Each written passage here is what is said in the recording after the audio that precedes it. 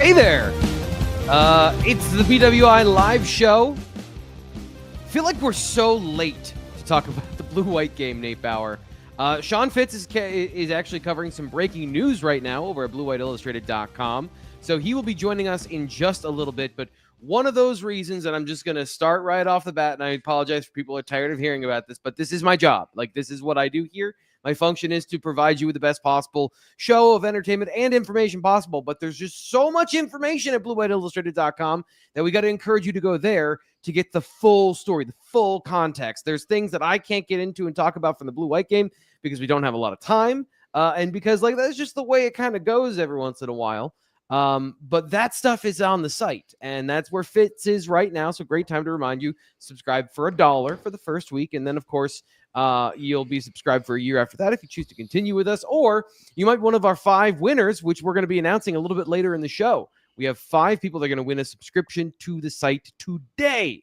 So we'll get you more of that here in just a second. But Nate, how are you doing? I know I just blistered through a whole lot of stuff here to start the show. What are your thoughts coming out of Blue-White weekend? Speaking of blisters, I got a sunburn on Saturday. Do you have a sound effect for that? Wow. Whose fault is that? Hold on, I do. That's mine. Hold on, let me see if I can find it. Here we go.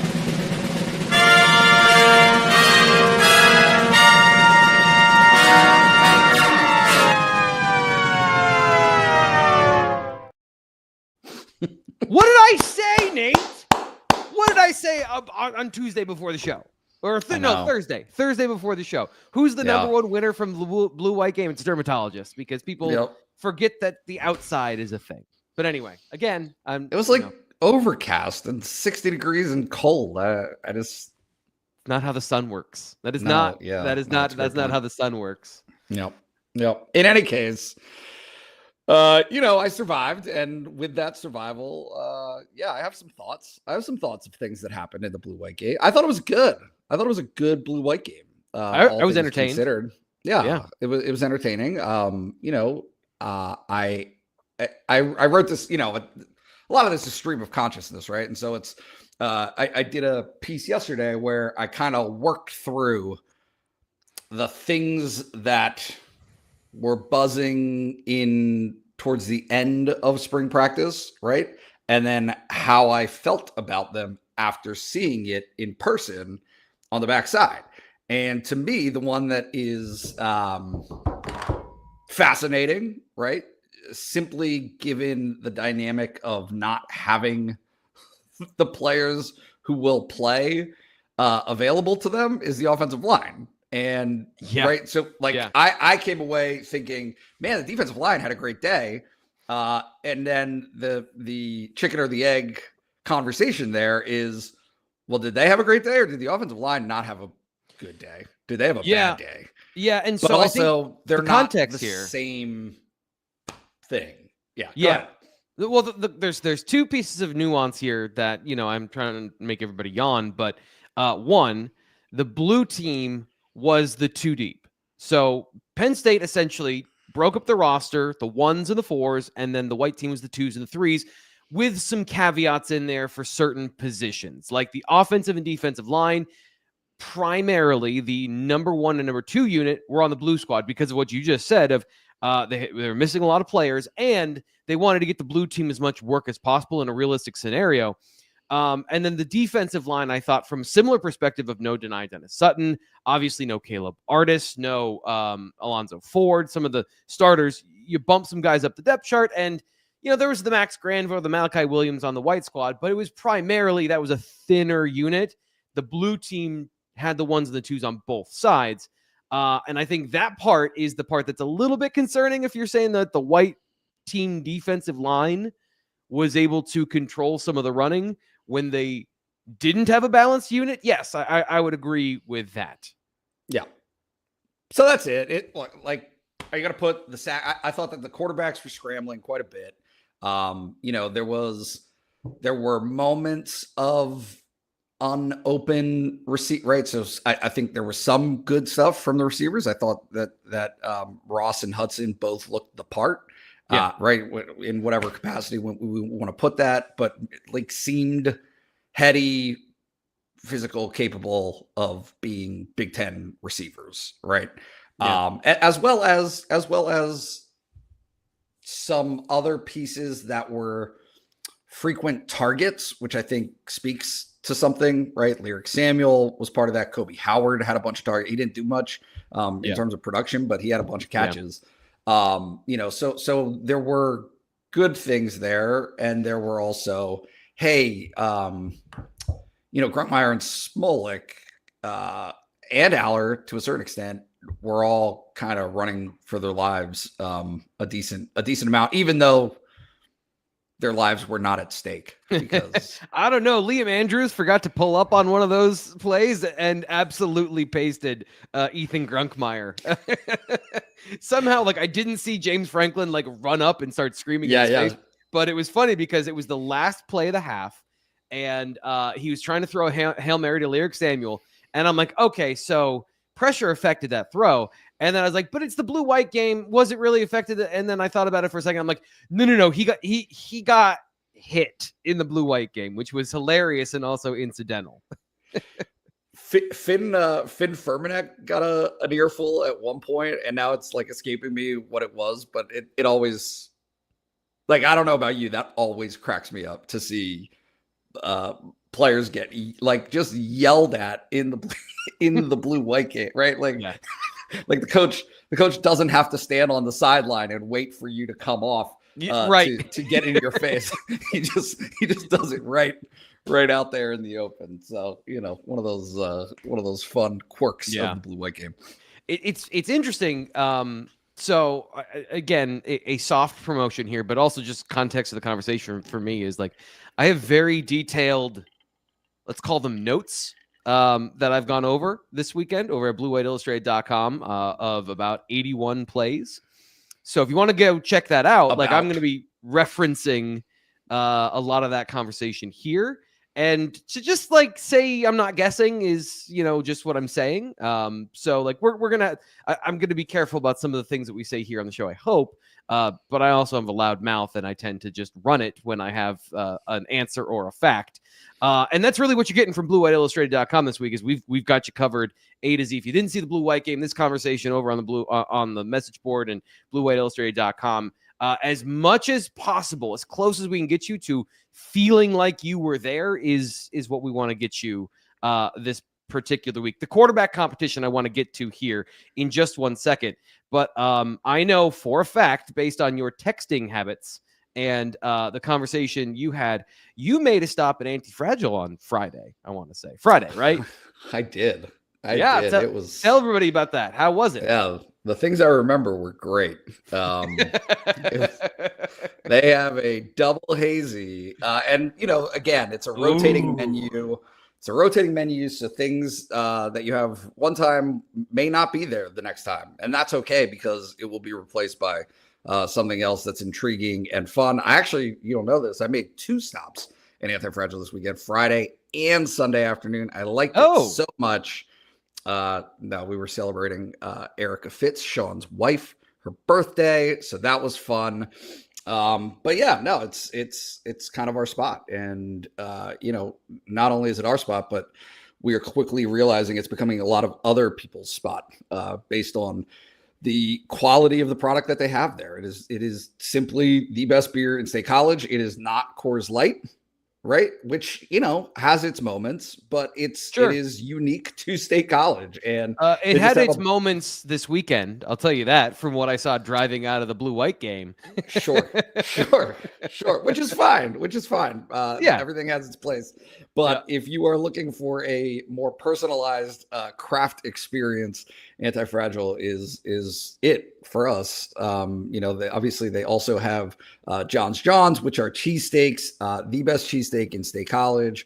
Yet there's a lot of the best coming out of my mouth, but it's true. I love superlatives, but I also love the products that they have at Antifragile. So it's good when unaffiliated people are also saying these things with us, like people that we have a relationship with them that started as a friendship and started as a positive interaction of going there, and is obviously now a business relationship, but they're intertwined and they're one and the same. People that don't have that incentive are also saying these things. People in the chat who are supporting them because they support us also agree with all these things. So like there is a consensus building about the cheesesteaks and the beer at Antifragile that goes beyond, just a spot here on the show.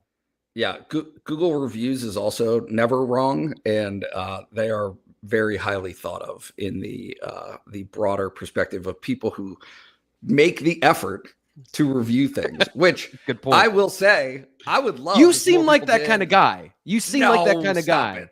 No. Like not like a know-it-all sort of person, but somebody who would, if something was good enough, would go through the effort to give a thoughtful review of said experience. No. I mean, I'll do it on our message board and I'll do it here. I mean, I'll be paid to do shortage.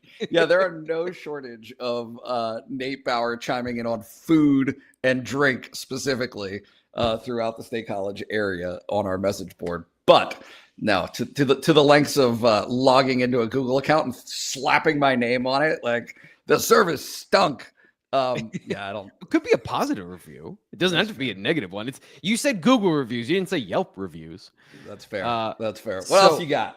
Yeah, well, we got to get to our winners. We talked about it earlier. Over the last month, I asked you to subscribe here to the BlueWhite Illustrated YouTube channel. And something that, I, from my past experience of working in media, know how to do is contests and giveaways. And we haven't done one on the show before in 3 years. So I wanted to make up for it. We're doing something big. We give away 5 subscriptions to people who subscribed to the YouTube channel over the last month. We pick 5 winners and then announce them on today's show. Well, we are at that moment. So all the people, we had almost 500 people subscribe in the last month, which is awesome, well above the numbers we normally get. So thank you to everybody who took a chance on us and hit that free subscribe button. I used a random number generator, and here are the winners based on that.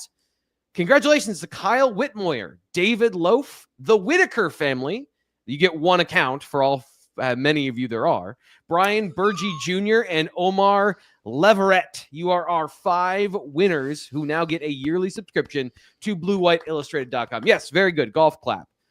So thank you to everybody who subscribed. We'll be doing more of these in the future. We're going to huddle up. We're going to game plan something fun, maybe more of a competition style thing for the next giveaway we're going to do, but we will be doing those in the future. So stay tuned, stick with us here over the next couple of months and years and decades as we do this here on the BlueWhite Illustrated YouTube channel. So again, Kyle Whitmoyer, David Loaf, the Whitaker family, Brian Burgee Jr., and Omar Leverett are our winners for the contest giveaway. You can email BlueWhiteIllustrated@gmail.com to claim your winnings. BlueWhiteIllustrated@gmail.com to get in contact with me, and then we'll set up that. We'll have a verification system for you on the back end.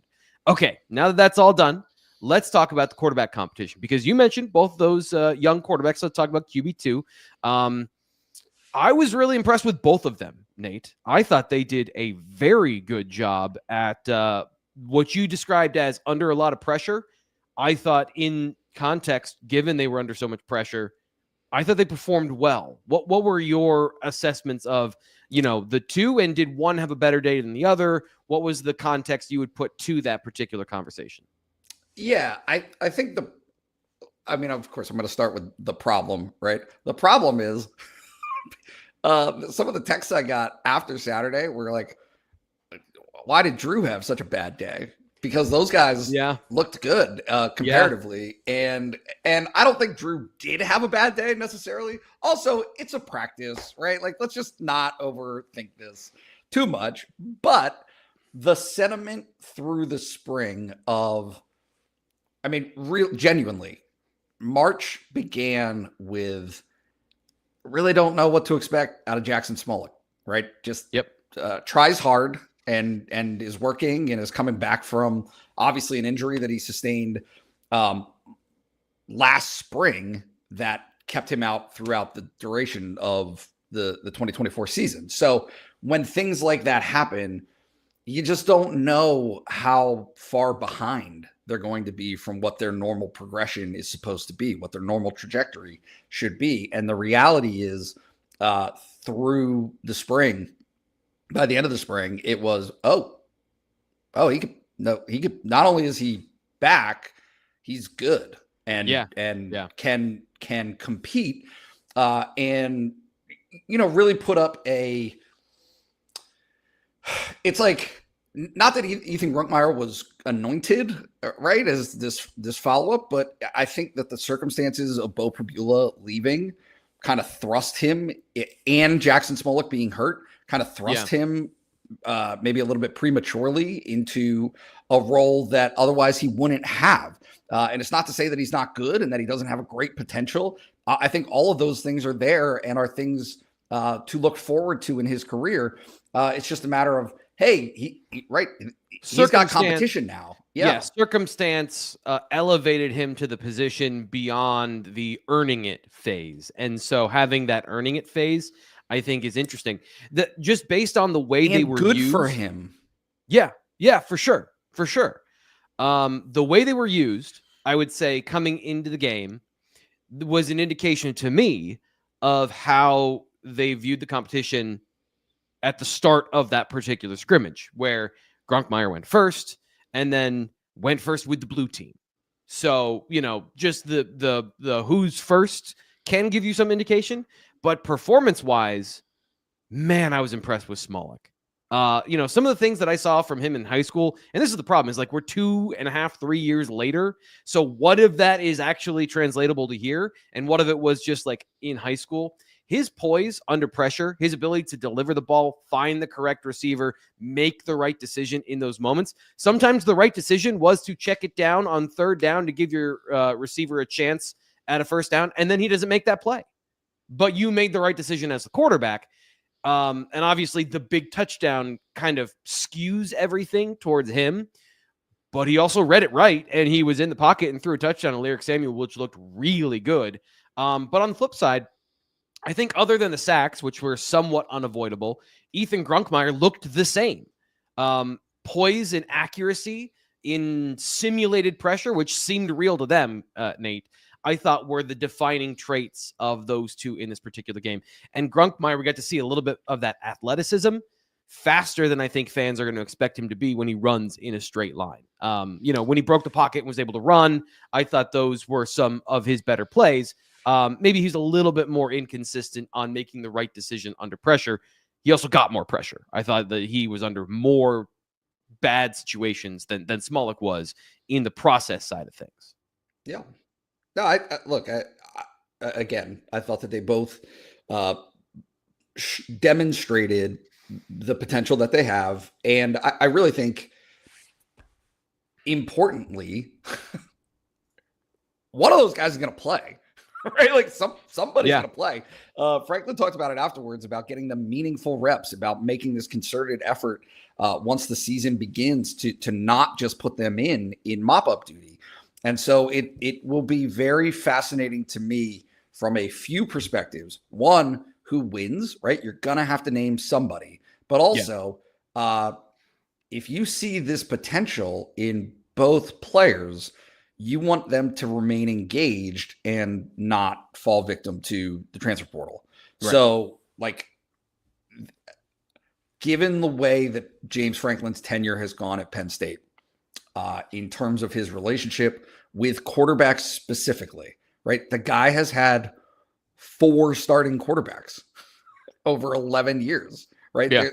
That's unheard of in today's college football. The stakes could not be higher for Penn State's future at the position. Yeah. Given what happens over the next 4 months. I think I do want to say it's indicative of 2 things. What you just said of the consistency and the dedication to one player at the program, but also not having NFL talent that goes to the NFL after sitting their time. You get 1 or 2 years of good development and then you go to the draft.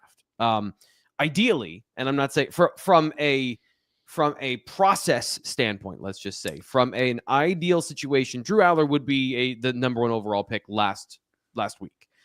If that junior year went better for him, that also means they are in the national championship game and they might have won it.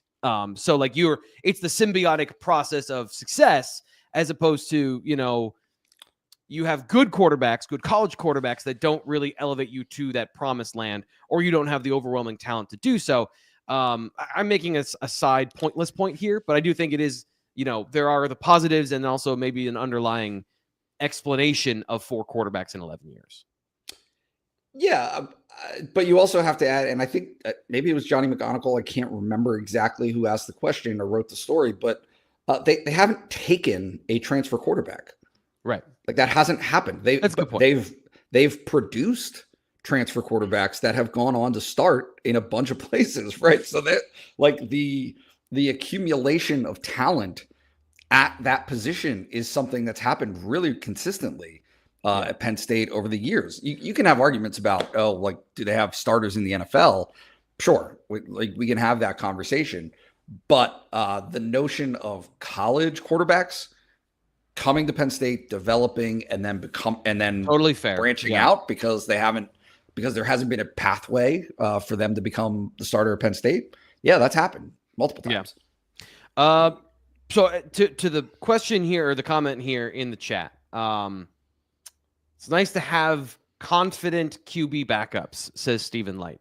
So I had a question from one of the people that texted me is like, well, is Penn State going to need to go into the portal after Aller leaves? And we've also had the conversation of these guys don't have any experience in games. Is this 2021 Taquan Roberson, Michael Johnson Jr.? I said before the Blue-White game, these guys have a different pedigree of ability. Having seen them play, Penn State can absolutely win games with these guys. And long-term, there's an answer to the quarterback solution on the depth chart based on just the early returns from that particular scrimmage. So I want to stress this enough. Penn State's quarterback competition, to me, one of the reasons I haven't been paying attention to it is it'll sort itself out. And 2, I view both of these guys as good enough to win with if you need to. The question is,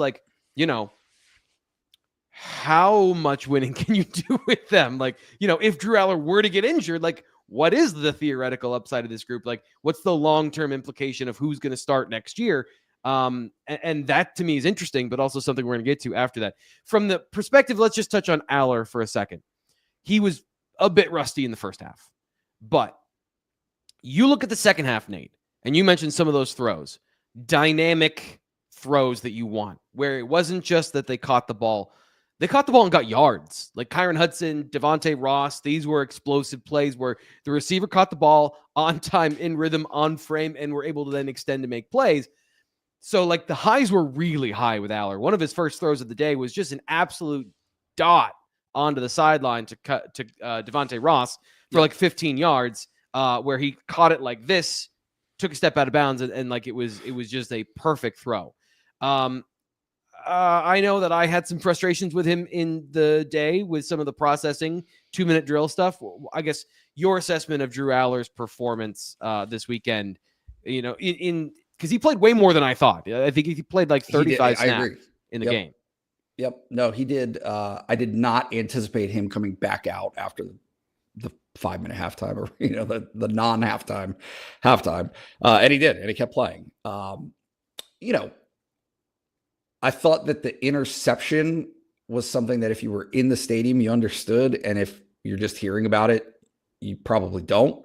It was windy coming at him, and I think that ball just floated. I think he was going to Liam Clifford on that one. It was second read, resetting his feet, and the ball kind of sailed on him. Yeah. Happens, right? Torrey with the interception. I think that you see the final box score, the 10-8, right? And I think the immediate impression is,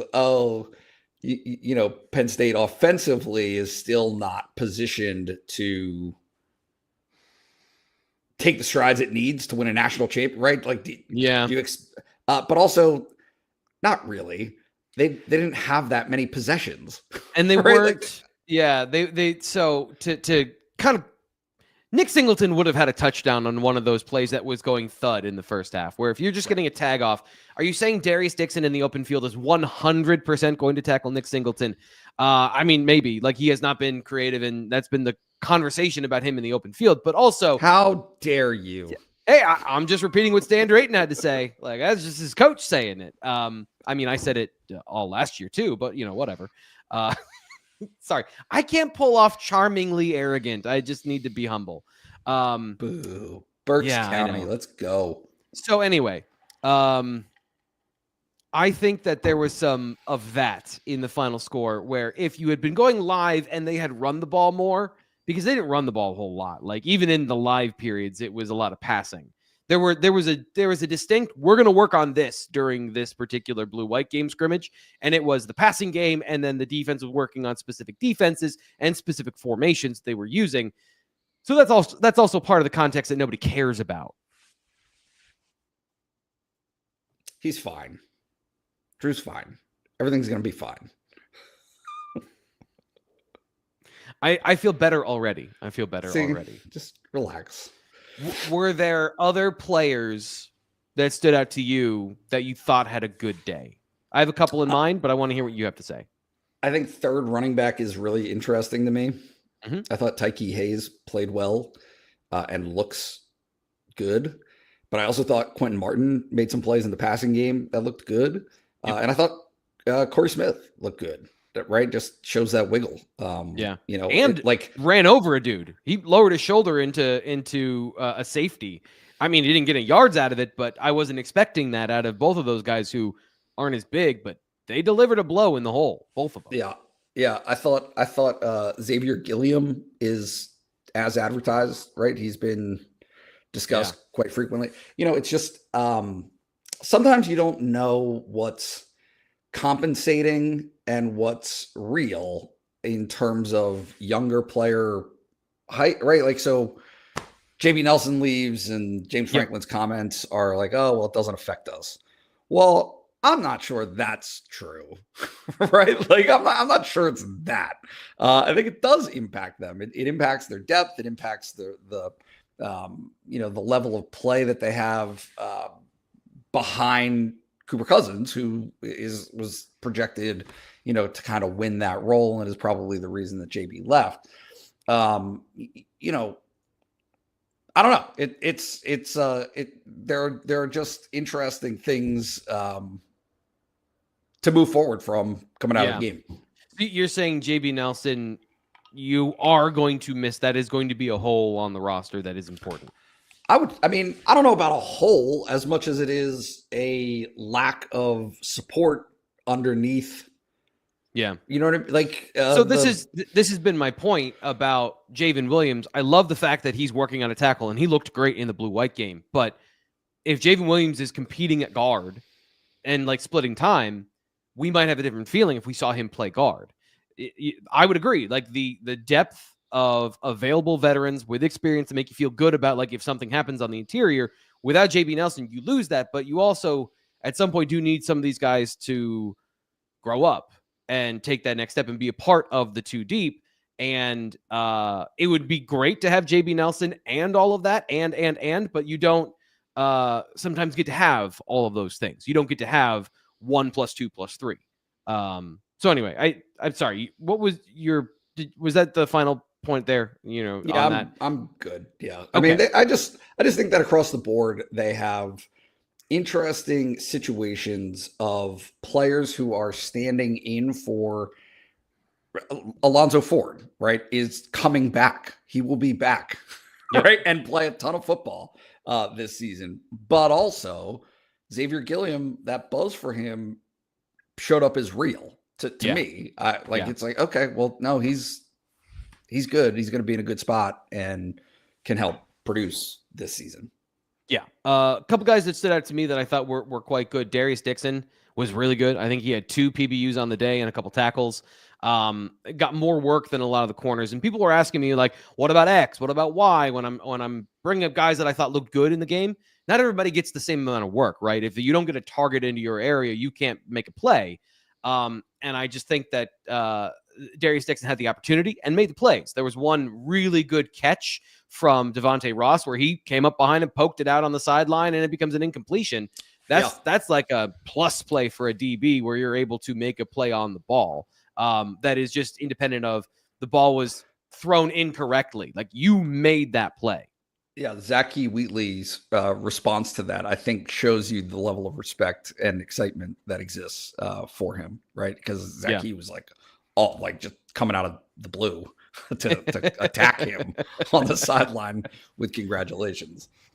So we'll maybe get back to some of this later in the show. There's more Penn State football talk around the Blue-White game and James Franklin's press conference to get to. We'll get to more of our thoughts of the Blue-White game, but we do need to get to the news this past weekend and the way it broke down and some of the things that happened this weekend. We did not get a chance to talk about the latest transfer portal news here on the Blue-White Illustrated YouTube channel, aside from a couple of minutes, maybe even 30 seconds on our post Blue-White recap video. But we're joined now by Sean Fitz, who was busy doing some stuff over at BlueWhiteIllustrated.com, is here now to join us on the show to talk about transfer portal news. So I want to, this is always my struggle.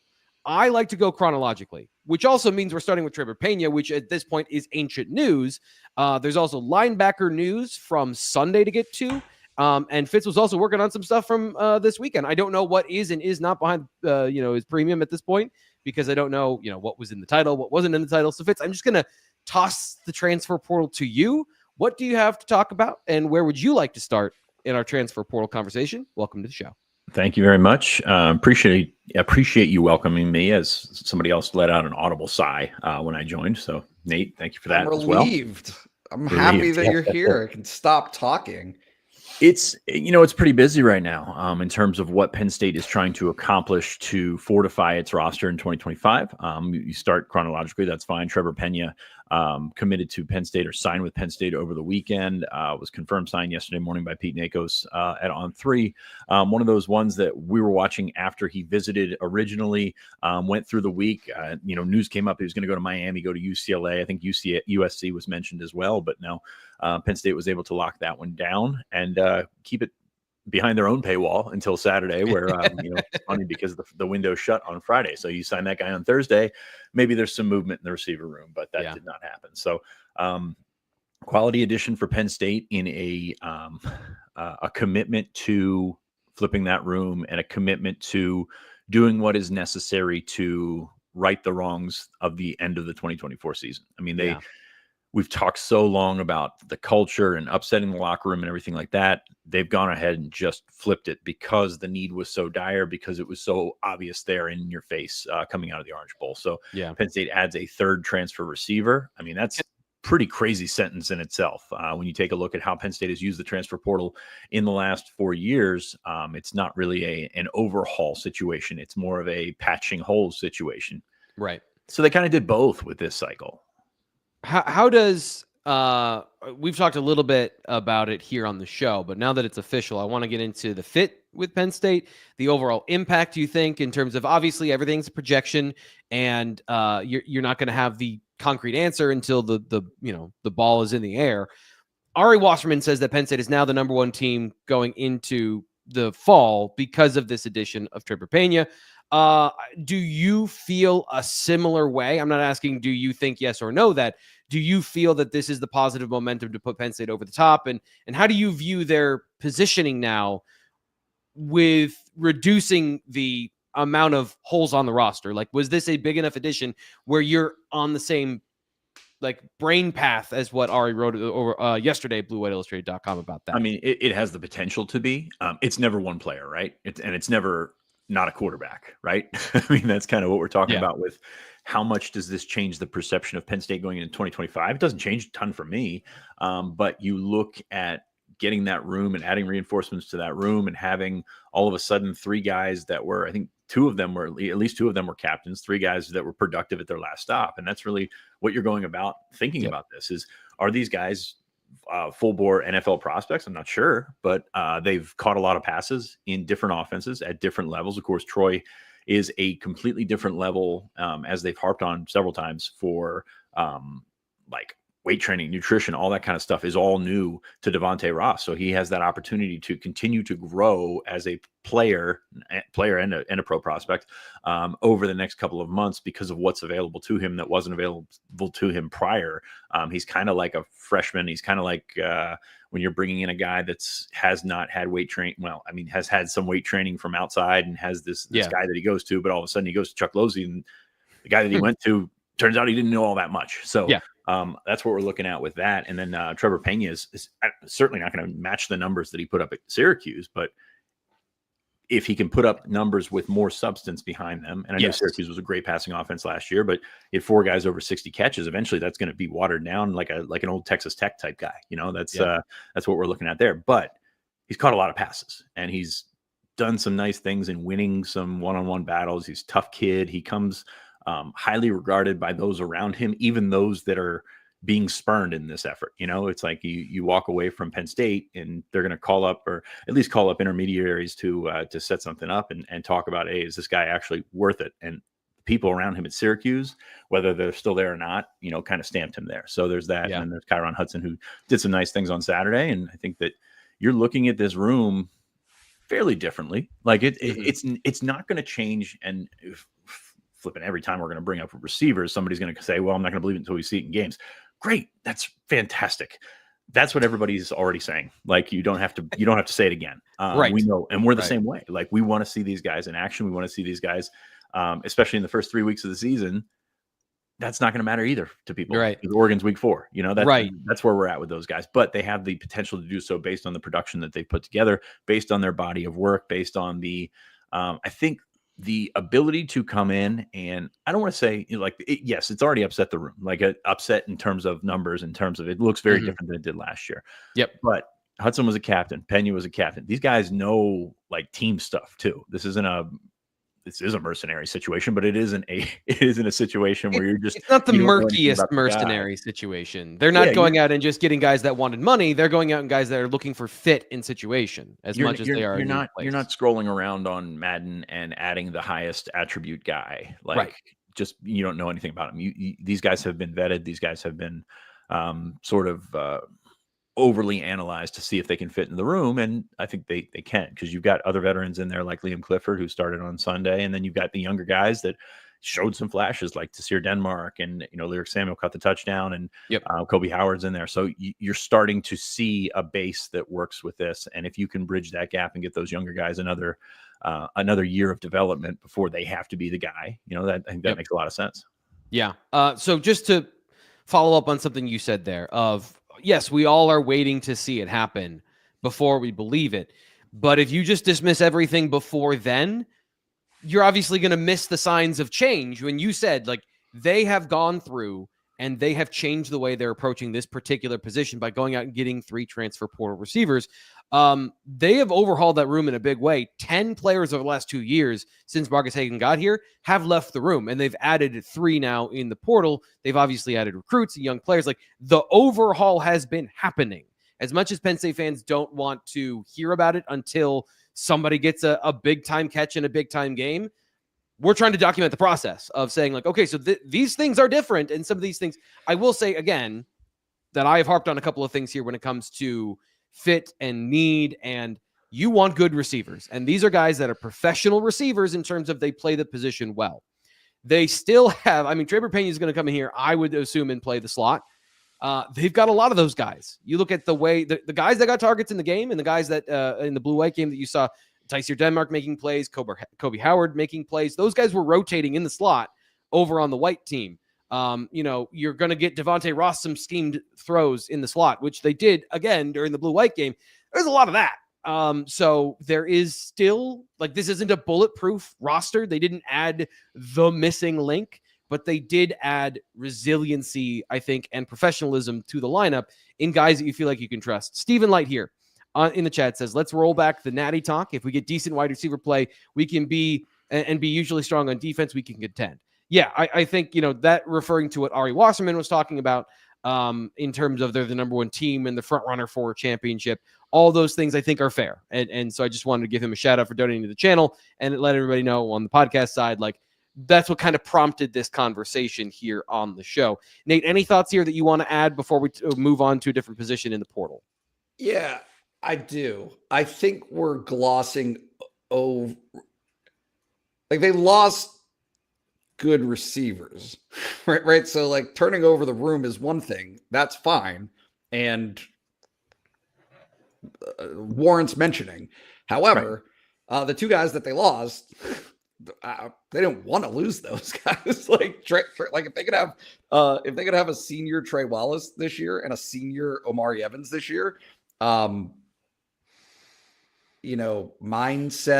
demeanor aside, I think that like the whole point of those guys was who they were going to be as upperclassmen. And so I don't know about you, but like, I think those guys are going to have good years this year. And so if you could have maybe swapped the middle of the depth chart out while adding the guys that you added and had that collection at the top of the depth chart to compete and swap out, it would have been a more favorable situation. But if you're asking me, like, we're gonna not crush, but like Trey Wallace had a productive season last year. It wasn't a bad year. I didn't think. Did he make the elite plays that needed to be made in elite moments? No. But if you had to give him the opportunity to do it again this year, you're betting against him in that moment. I'm not sure I would. In areas that now the guys that you're asking to make those plays are, I don't think, any more proven. No, that's entirely fair. Yeah, that's entirely fair. We are coming up against the end of the show here, believe it or not. So we got a couple other things we need to talk about, including Fitz's recruiting update from the weekend. So let's get into the latest thing on Sunday, I believe. Penn State in pursuit of a portal linebacker. And this is not me going and just saying that. James Franklin made it very clear that the team was looking for a linebacker. And he had a lot to say on that. I had that quote. I have to see if I have it ready to go. I don't. But Fitz, just the reporting we have from On3 and Pete Nakos. What do you know about the linebacker pursuits after the Blue-White game ended on Saturday? Well, I don't really have to say much that James Franklin didn't address like on the nose. Like he realized that the portal window was already closed and he's going to have an opportunity to bring somebody in without really upsetting the room. Now, if you bring somebody in, you're upsetting the room. I don't know what to tell you because there's no portal window, which is one of these fundamental flaws we talked about before. But Penn State is going to look for a linebacker. Somebody mentioned Shea Taylor from Ohio in the chat. He is following his coach to Charlotte. So he is off the board. He was a guy that they offered to kind of gauge interest and figure out where he's at. But you're looking at a couple of guys right now, primarily Mohamed Torre from Rutgers and Omari Campbell from North Carolina. Both guys that bring different aspects, but production in a past life, especially with Torre, who missed the 2024 season with a torn ACL and also missed 2022 with a torn ACL. Really good player at Rutgers, older brother of Babu Torre. So there's some connections there. So he probably knows how things work in the program pretty well here. Really respected by Greg Shano. And, I got a lot of respect for Greg Shano in terms of like what he's been able to do with the situations that he's had. And he was a two-time captain for Shano. I think that says something. And going back to what we said about the receivers, Penn State's looking for not just hired guns in the terms of making their roster better, but guys that can fit and guys that can continue the culture that they're trying to put together there. So those two guys are ones that jump out at me. Nate wrote over the weekend about Omari Campbell visiting. Pete Nakos from On3 reported that originally as well. So like Penn State is being aggressive, like going out and getting it. They were without Tony Rojas and Dakari Nelson. So the numbers probably don't look as bad as they did, on the practice field there in the spring when they would have 4 or 5 guys going through drills. But it's a situation where they want to fortify some things and be versatile, get some different guys that can do different things and feel comfortable with it.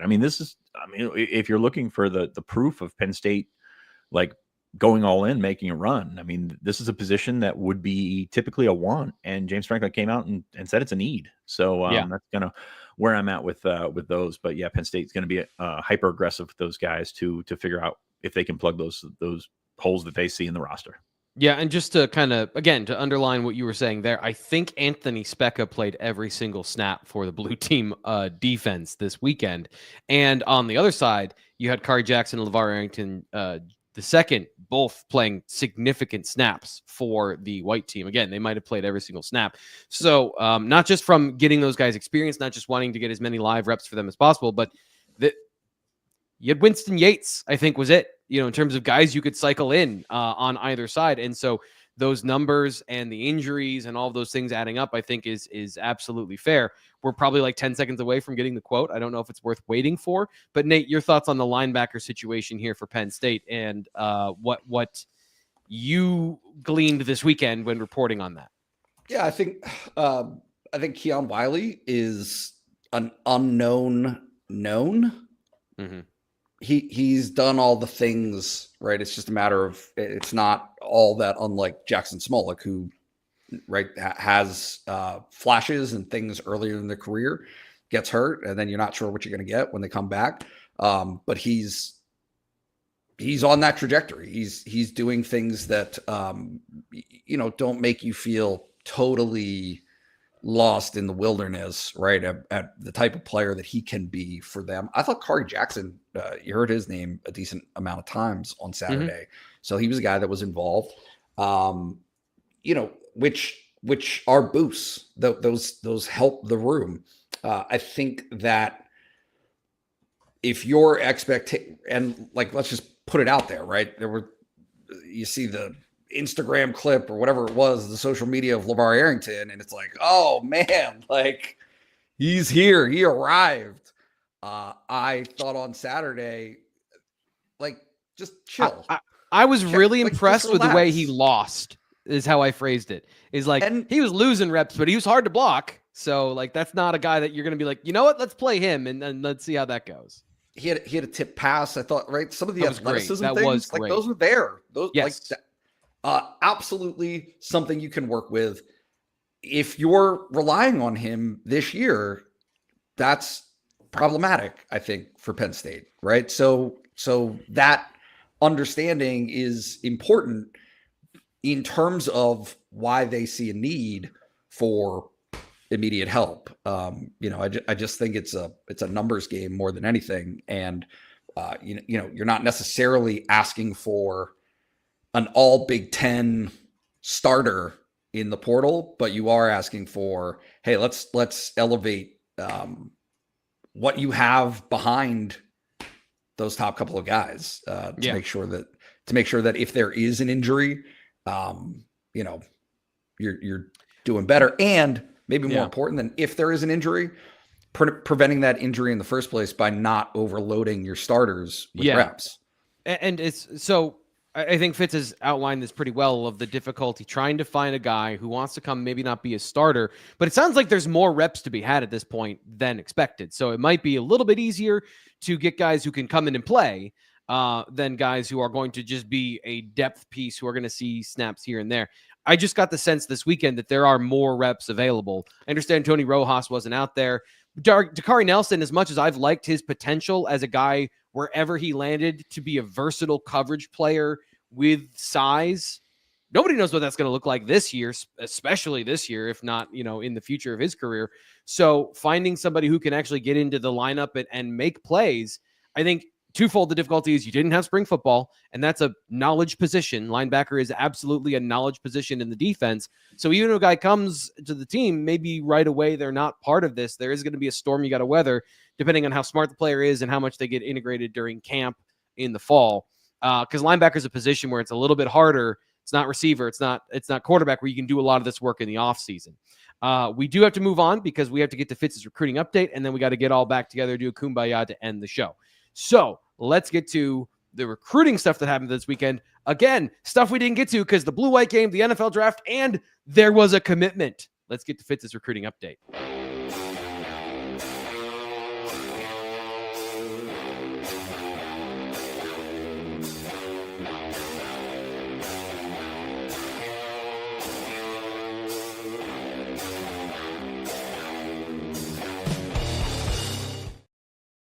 Fitz's recruiting update here on the BlueWhite Illustrated YouTube channel. Like the video, subscribe. It's always super helpful for us when you guys do that. This weekend, there was a Penn State football commit. It happened Friday, Fitz? I don't even know. It was all a blur. I just know that we weren't live and we didn't have an opportunity to go and do a video for everybody to talk about Roseby Leventus, all name team. Tell us a little bit more about the latest Nittany Lion. I believe he refers to himself as Purgatory on Twitter as well. So that's awesome. There's a lot to go there. And there's a lot of him because he is massive. You're looking at a guy that's 6'6", 350-ish. He's huge. So this is a guy that came onto the radar with very, very little tape. He visited Penn State. He got his measurements checked out, and they were like, who is this dude? Like, this is a first round looking type offensive lineman, just from a frame standpoint. Like, that, no words in the mouth here. Just like, this guy is absolutely massive. You look at sometimes that, like a couple times that has happened through the years, and it is oh my gosh, that kid that went to TCU. I just had his name and I lost it. From up in it was in Mackay back then, and not him, but oh my gosh, this one's gonna kill me. But you just look at this guy and you see he's different. Pop in and help. Yeah. You just see that he's different. And that's gonna bother me like big time. I'll get it for you. What class? Thank you. I appreciate that. What class was it? He's just absolutely huge. You look at his tape, and there's a long way to go. Like, this is a project take. This is a guy that I think knows he's a project tape, hasn't played a ton of football, but when you've got the framework that he does, you're going to take a chance on that. And Phil Troutwine has, I think, earned the benefit of the doubt to take one of these guys and see what he can turn it into. We posted a picture on BlueWhite Illustrated of him standing with Malachi Goodman, and you would not guess who the 5-star is based on that picture, because he kind of dwarfed him. Penn State recruiting him as a tackle. He's got all the tackle size, but that 350 to go there, I'm looking at a guy that would go with would be a probably swing guy, probably guard swing guy, just because he's so big. But Penn State has really, and I appreciate you trying to help me, T. Frank. This is really bad. But I'm one track mind right now. But this is a guy that can, I think, play a couple different positions on the line, probably right tackle or guard, and see what happens there. Because I wanted to see him in camp before we kind of made a hard judgment on what he brings to the table. But he's got he's got a lot to like there. So I'm really excited to see his growth, to see, now that he's committed, what Penn State can do for him to get him to the size that they want him to be. Because I would imagine 350. Not too many guys are carrying 350 at this point. Benga was close, but he's a different type or a different body type there. So you got a lot to work with here, but it's a multi-year project, I think. Yeah, I'm sorry. I'm trying to look up Mackay Becton. The thing that I found interesting about Leventus is that size. And you're saying tackle. I mean, he's built like a guard. His lower body is absolutely massive, heavy hands, but also heavier feet than Penn State is used to. I think, he's more in that Malachi Goodman conversation in terms of power.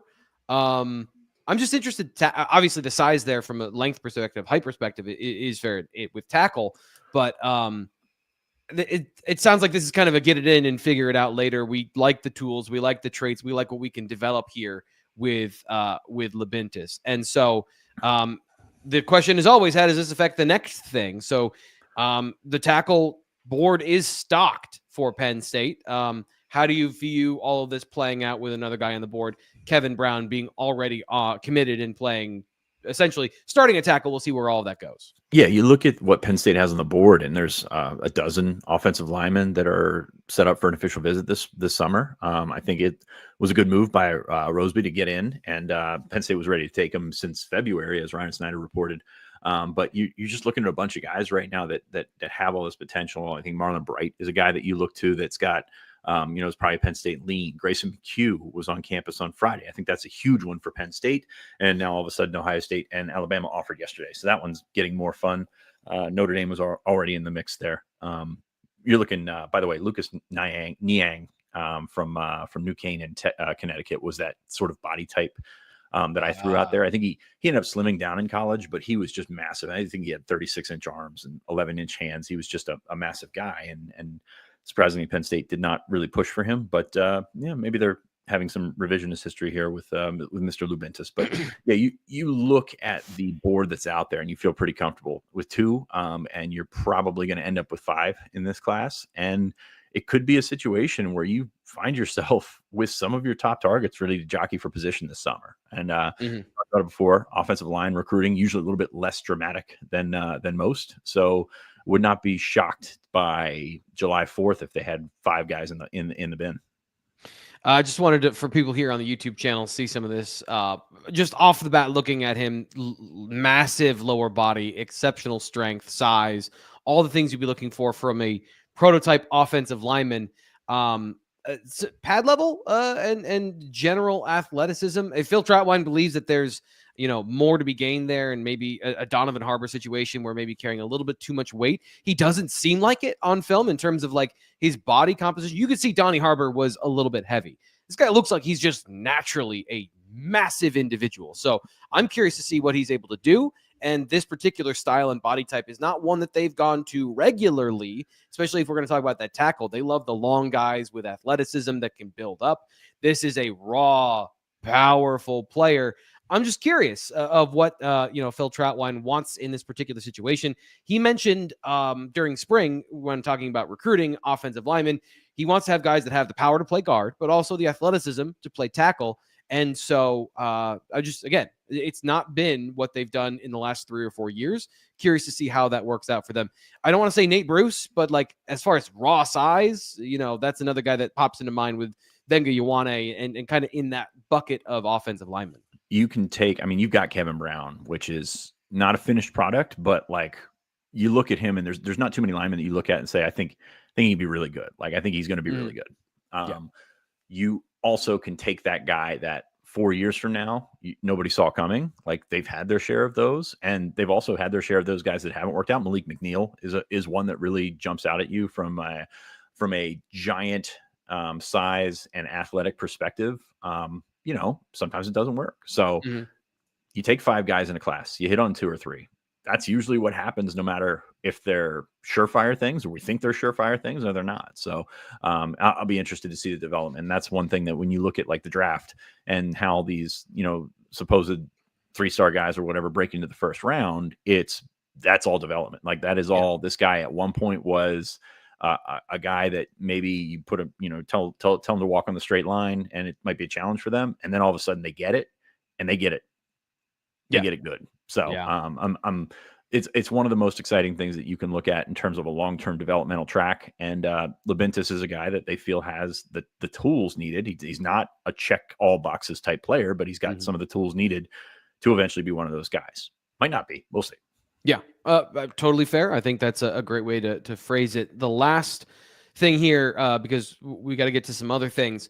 What are the other major takeaways for you from this past weekend with recruiting? Obviously, the Blue-White game is a big game for getting players on campus. It's one of the big recruiting weekends of the year. Felt like it was a little bit less going into the game, we said on Thursday, than it has been previously, but I know those things can change pretty quickly. So coming out the other side, how did the Blue-White game recruiting go, and how did the number and visibility of the prospects kind of pan out in the end?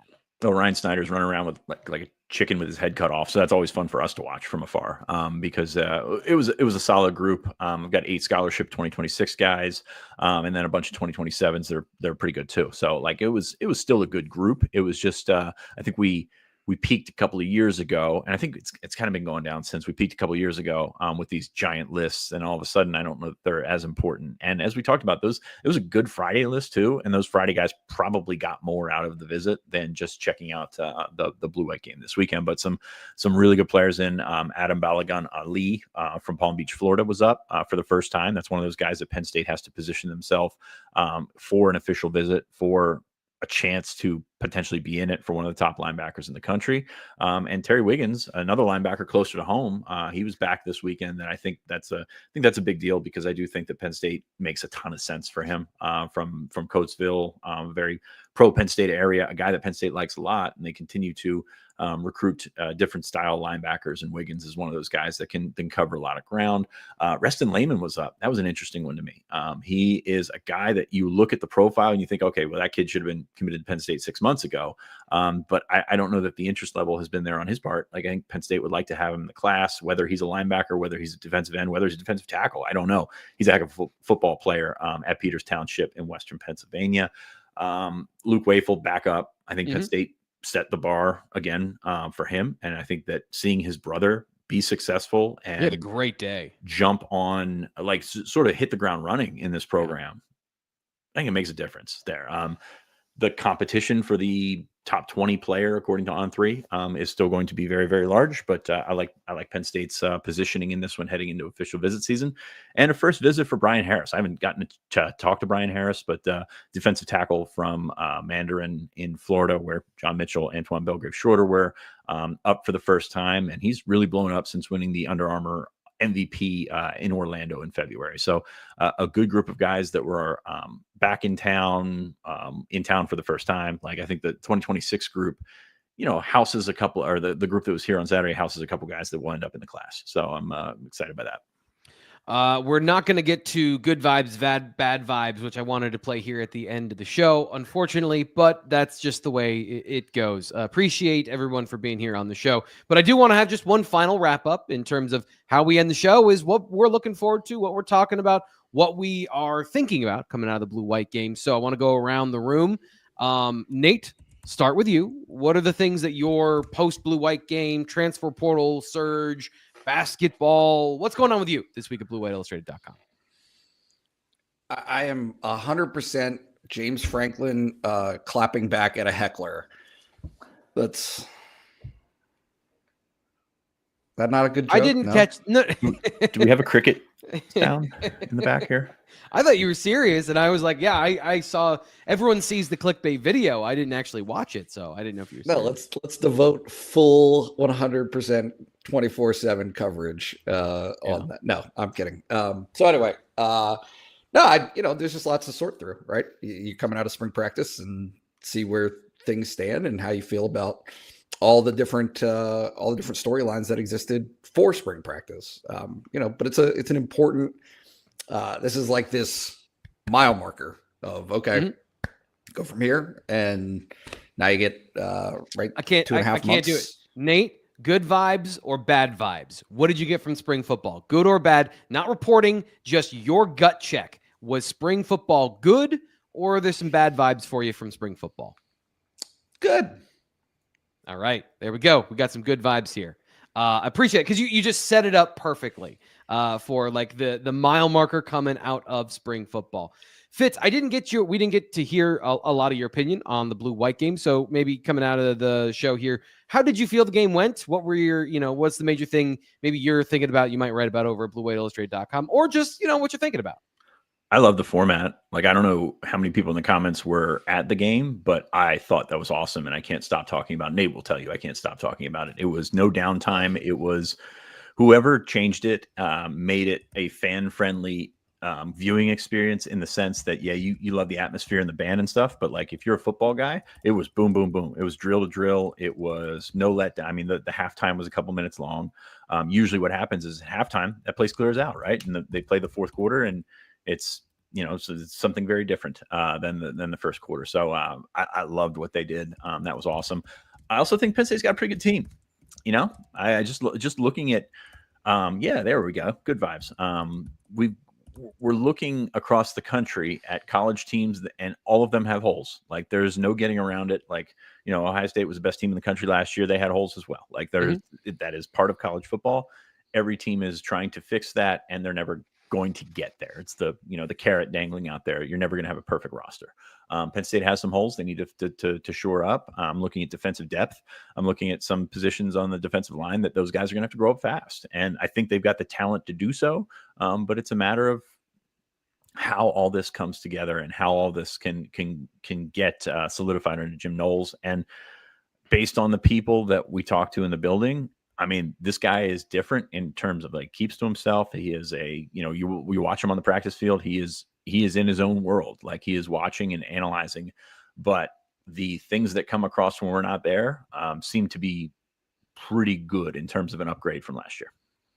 I am in love with the learning process of his defense. I'm fascinated by what I learned during the Blue-White game. Though that information, at least for me, depth charts, who played where, how many snaps did they play, and what is the positional ranking of the team coming out of the Blue-White game. I got all that. I started with quarterbacks and receivers yesterday. Running backs and tight ends were this morning before the show. I will have offensive line, and then we'll begin the defense next week. All of that stuff. And like I said, I took rigorous notes. So these are not These are not assumptions when it comes to the snap counts or where things stand with the offense and the defense. I'll have that for you at BlueWhiteIllustrated.com. Appreciate Nate and Fitz today. A very busy morning, very busy weekend. We did not get to everything on the show. So we'll have another one tomorrow. Look at that. We're going to have another BWI Live at 10 a.m. with myself and Greg Bickle. Of course, we have the wrestling show coming up, in the near future. I'll have to check with him if we're doing that this week, if there's been more news about what's going on with the wrestling team. But of course, recruiting coming up on Thursday, because there's an official visit this weekend, which just blows my mind. It's May. That's happening. As I haven't checked with you guys. I think it's still happening. So we'll see all that stuff for you here on the BWI Live channel. I'm Thomas Frank Carr. For these guys, we'll talk to you later.